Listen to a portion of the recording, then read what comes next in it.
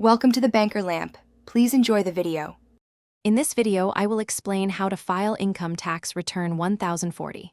First, understand that Form 1040 is your main federal income tax return. It's where you report all your income, claim deductions, and apply for credits to figure out if you owe more tax or are due a refund. We'll walk through the essential steps to ensure your filing process is smooth and accurate. Let's get started with what you'll need. Before you begin filling out Form 1040, it's crucial to have all your financial documents organized.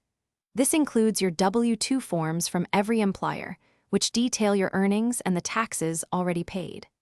Don't forget any 1099 forms for other income sources, like interest or freelance work.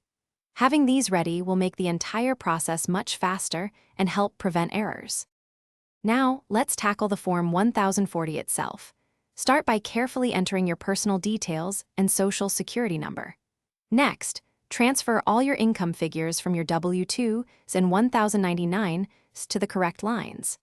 After calculating your adjusted gross income, you'll apply any eligible deductions and credits. This step is vital for determining your final tax obligation or potential refund. Once your Form 1040 is complete, take a moment to review everything for accuracy. Double-check all numbers and personal information before you submit.